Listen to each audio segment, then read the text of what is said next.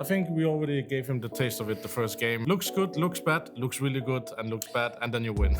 Boys, hi. Hi. Hi, there we go. Hello. This is how I break the ice. Professional. How was your break? Finn, I know you're a man of the world. Any vacations? Anything going on? Anything interesting from Christmas? Yeah, I think after Abu Dhabi, obviously, a lot of 3 months of commitment to learn the game. Just learning Counter-Strike now? Yeah, it's first season for me. I think after Abu Dhabi tournament, we went to the desert, me and my wife, on a nice resort out in the desert and just chilled there. It was so strange to play the final next day. I'm just sitting and chilling in a villa in the middle of nowhere. Been playing a lot of seasons in my career, and I can feel sometimes when I'm getting burned out, and that was especially nice right before Christmas to kind of get completely down in a gear. So, and then we bought a house and we moved in yesterday. Mate, amazing. That's great. That's a smile on my face. Yeah. Speaking of chilling, Frozen, what about you? And I guess for you, it's all about getting ready for 2024, trying to find that balance between some downtime and getting into the team. I mean, a little bit of both, I think.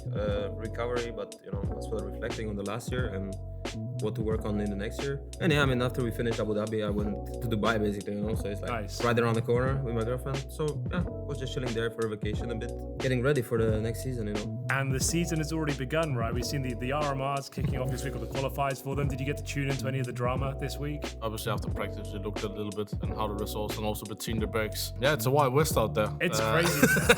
Nothing is for free. Nothing is Yeah. granted in this world. Like, I saw your former teammates get through yesterday by the skin of their teeth. I was right? watching. Yeah, that was a crazy game. Let's get into you in FaZe so far, Frozen. What's it been like getting the family back together? Feels amazing. Yeah, I mean, There it is. what else to say, right? First tournament was a final. So yeah, I mean, I think we just ended on kind of a high note. I want to come back where we kind of left on last year and just be better. Speaking of better, you managed to get yourself 12th best Counter-Strike player of 2023. Is there room for improvement? I mean, it feels great to break the list, obviously. I think if I really deserved it, I would be in like top 10, whatever place. So yeah, I think goal for the next year is just really making sure that You don't get robbed. I don't get that. Yeah, I just wanted to keep you humble. Yeah, that's Make fine. sure you're That's fine. I respect it. 2023 for you, Finn. A bit of a roller coaster of year. Crazy high peaks, some low moments as well. Finished off pretty decently though with CS2. When you reflect back on 2023, do you feel satisfied with the year as a whole? I think yes and no. I think obviously coming from 2022 for insane year, winning the 3 biggest tournaments there is in the calendar, and telling myself I don't care about anything else next year but winning the Grand Slam, right? And I would say I've been under pressure many times in my career, but for every tournament we went to and lost, the pressure just mounted with 5%, right? Because you are so close yet so far. Winning a tournament in these couple of last years is hard. Like, everyone is grinding so hard, every team is improving every day. Finish off the Grand Slam was like, the pressure just like stepped down. Not motivation, but just like the intensity of what you put into the game went down. That was built up for months, right? And almost not making the major 2 weeks after winning a Grand Slam and kind of creating a history. It was insane, but also think it just teaches you how to enjoy the moment when you win. And I think you forget that sometimes, especially after year 2022, where you're just winning the big trophies and suddenly you don't win a trophy for 6 months. And then coming into CS2, I knew that these players, this team, had a mentality that could not be matched by another team for what we have been through and how people are working. Then CS2 came around the corner, and now we're back on the track again. Do you think we can start having some decent starts to some series instead of going down 5-0? Hopefully, because it's really hard to come back nowadays. Like, it's easy to do the comeback, but the game can be really fast when you're down 8-0. So, but it is the phase where a little bit of 8-0, suddenly 8-9, and then you have to fight back. I think we already gave him the taste of it the first game with overtime just to get it like out of the system, Like, Absolutely. Looks good, looks bad, looks really good, and looks bad, and then you win. Do you think this is a byproduct of the CS2 economy, though? I feel like that just happens a lot. You can have these huge leads that don't really mean anything. It can be fumbled with just one round going against you. Yes or no, I think our team has always been very exciting to see, but not exciting to play the game. Yeah, sure. Because we are not the most disciplined team, so we are throwing some of these rounds where we shouldn't throw, and that's very expensive in my 12th. That I could really feel that wasn't very expensive round to lose, right? So that's something we have to work on to make it a little more perfect, but I still like the way we are as a team. When we get on the stage and we have that mentality, we just peak and we like kind of over peak and every player is just very confident, then we are going to do some rounds, but we're also going to win many rounds by playing that kind of style. Do you feel like your team thrives in the high pressure games then on the stage? How does that go? How does that feel going into a studio environment like sprint groups, for example?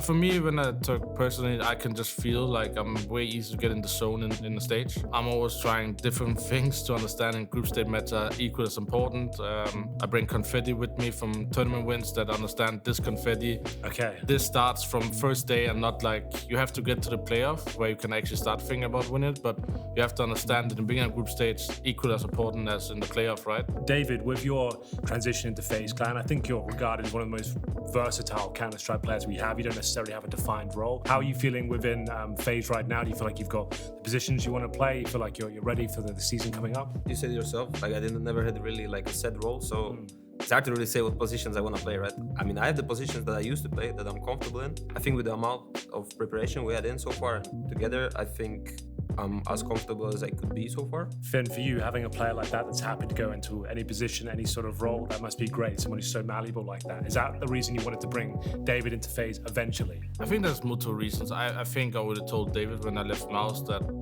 I hope we play together. I'll do everything I can at the right moment to get him back. And obviously I kept in touch with him when we got rubs. And obviously I told him when we start winning there that it's kind of looking rough now, but do whatever what needs to be done in his situation to make sure he's secure and do the right decisions and just keep improving. And I'm just so glad we have like me, Rain, and David is so versatile. We can switch position. Everybody understands that every player has unique skill set. And obviously we had some roles like an overpass and nuke where Rain and David has played in a long time career at the CT side. But they mix it up, and we can always down the line in a half year, if that map doesn't work out, we're switching again and just kind of see what's happening. And I really feel like everybody respects him a lot. And I think that's very unique with a team of our caliber, that everybody trusts him in the position he has and what he brings to the team. And yeah, I just knew from day one that he fits right in socially with the team. And obviously, I think he's turned into a greater player than when I had him. He is very demanding now, and I see a huge future in him as a secondary caller to kind of push any team to win. High praise indeed, David. That's pretty insane. We got that on camera as well. That's awesome. next time you do a mistake, just roll the camera. Back. Oh, boys, Liquid. What are you making of them so far? Have you seen anything at all of them? I think the real test is gonna come after a few lines. To be honest, you can't really judge of the the online games. Yeah, Finn, what are you making of these super teams that aren't seeming to work out? We've had like Cloud9 with Shiro, and now this new super team with Liquid, not really finding the honeymoon period. Do you think that's harder to find these days just because the level of play is so high? I think what's very unique and what you have to be in mind is like honeymoon can happen in two ways. It can happen from day one when you start, the practice feels good, the results comes, and you kind of move into that. But some of these super teams that start from scratch, I was there with Mouse myself. It took like kind of 6 to 8 months to kind of break that barrier of winning a trophy. But for me, it's most important when you start a team like that, you see the trajectory of how we are moving as a team, right? And I feel like in Mouse, we kind of had that, ups and downs. So with these teams, it is very hard, but also think some of them teams are faced with challenges they might never see as an international team. There is culture difference. You need a strong leader. You have big players, but everybody is used to having a big space in the team. The biggest super team I ever built was with Olof, Guardian, and Nico, and we were on the same page for a long time, but you need results. If you don't win, somebody's getting the blame, and that's with the personalities. And these are already big established names, and like you're looking for someone to not necessarily blame or trying to work out where the responsibility lies, and then no one wants to hold that burden, right? They want to be the big name, the star of the show. So that's what I mean, like with personalities, if you have the right personalities, you have great players, and I think that's what we have in FaZe now as well. Big players, but great personalities that maybe has an ego in the game, but not outside the game. And I think that's the main thing. Speaking of this super team right here, what are your targets for this year? Obviously, a major in Copenhagen. That's got to be, for you, maybe the most important major so far. Correct me if I'm wrong. I've learned through my career, like putting the most important tournament is very dangerous. I have won in Denmark. If I've never won a tournament in Denmark, I would say like I have to now, Obviously, been 2 times finals in Copenhagen Blast. lost 2 times in a row in Arena. I don't lose many finals lately, but that's the finals I'm losing. So if we get to the final, I really need to go deep and seek to God to help me to win the major. Yeah, the third time is the charm, you know. I think it's very strange still to do a lot of goals in CS2. I think it is about month by month. I know winning Katowice is such a big thing for me as well. I remember the heartbreak I had last year, going up before playoffs. So yeah, there's big tournaments upcoming here now, Katowice, the major, and I think those 2 are the targets. And I think right now the goal is to get David so fast into the system, and then we can add new stuff and stuff like that. But the basics needs to be on point. Speaking of the system, Frozen, do you feel like we're playing CS2 meta now? We're still kind of evolving in CSGO. It felt like we were kind of thrown into CS2 and we're kind of like weren't really sure how the game was going to develop. Are you seeing signs of like a meta shift or a different way that the top teams are playing right now? I think definitely there's some changes. You can see it on some maps. I think Nuke. So yeah, I mean, I think there's a lot of new visions to the game, and there's probably also a lot of visions we haven't seen yet. So, you know, I think it's gonna develop over time. But yeah, so far you can already say that there's a lot of new things going on. So I want to talk about pre-match rituals. Now for you, I know you carry an assortment of gems and minerals. I'm sure you've been asked about it a few times before. Can you just explain to me what the idea behind those is? Are they special to you? Do they mean anything? Are they specific stones? They are specific stones in that sense that they can represent something. Okay. Something can represent courage, something can represent luck. So it's my wife choosing out the stone and explain in detail what kind of stone I need to look to when I need to do something. And I think it's just one way to kind of like remind these key things. One of them is about leadership as well. And I think it's just one way I build up, and obviously when I started using the stones, went pretty good last year, 2022. So I got more added to the collection now. Nice.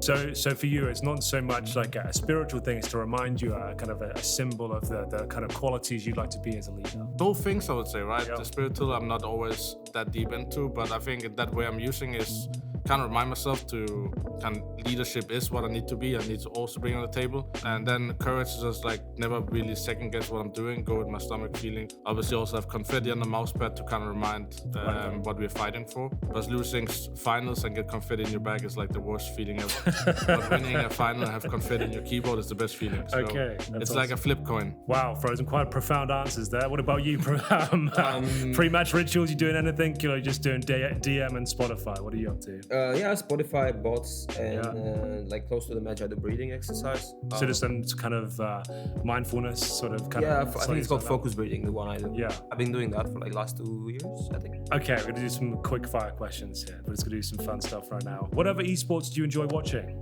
if any? I watch League of Legends. That's okay. That's all right. That's fine. No embarrassment. Counter-Strike 2. Counter-Strike 2 is the only other one you're watching. Okay. What about your first ever video game? What about that? What have we got? Doom? Dude, you must have been about 1 year old when that came out. Yeah. Doom, that's one of my favorites as well. It's one of I know that's PS1. Oh, PS1. Like this, Okay, so it wasn't the original Doom. That's like 1998 Doom. Okay. Yeah, Fair enough. That's still a hell of a game. Yeah. What about you, Finn? Doom, Wolfenstein, Wolfenstein 3D, yeah. Like FIFA World Cup. That was a good one. FIFA 98 World Cup. 98 was yeah, you got banging one. the indoor courts. That was wild. Yeah. That was one of the best ones. That was my favorite. I played a lot of different video games because of my brother. That's how I ended up here. This one, I don't know why I kind of put this in there. I just wanted to see who's the most underrated player in Counter-Strike history. I think if you look the past 8 years, I would always say Rain. Yeah? I Okay. think he has his peaks, but the second he doesn't have a peak, people don't realize how much it does for the team to keep the team in check and how calm he is. He's never angry, only if he doesn't eat. So I just try to make sure he eats before the game. I think when I joined Mouse, I always told David about Rain. Like, I think in so many aspects, he's the best teammate I've ever had. Yeah. He's a loyal soldier. You can tell him what to do. He never complains. And if he complains, it's because he's like, now he's tired of this, you know? Like, but that's never happened. So I think I only seen him mad one time in a team, and that was with Elo and Kyoshima. I understand why he got mad. Those P90 runs in practice and stuff. It was not good vibes. Good answer. I appreciate that. David, let's close things out. Final question to the interview. Nice, easy one. What's your favorite map in the pool right now, and what would you remove? I would remove Vertigo. Yeah, I think everyone's going to say that right now. Yeah, What is it yeah. you don't like about it? I don't know. I think the map is honestly just boring. at Yeah. this point, you know. It's quite one-dimensional. Yeah, like there is nothing new. I think ever since the map was added, it's being played the same way. Maybe some new smokes, but you know, I think it's all the same. So I would remove Vertigo. Okay, what would you replace? What if you could choose any map in Counter-Strike history? What would you replacing Vertigo? Tuscan. Tuscan? Dude, I didn't expect you to say that, but good answer. That's a really good answer. Yeah, I mean, I've For been 8 years, people want to replace some map with Tuscan. Yeah, no, don't know if it's ever going to happen. We had a version. It was in the game in CS:GO, right? It's not even in CS2 It was, anymore. yeah. Yeah, it was It was there. my favorite 1.6 map, so I just Yeah. like really. All right, boys. Well, thanks very much. Great job. Yeah, round of applause. Thank you. Round of applause, The everyone. vibes. Great job, guys. Very good. Woo!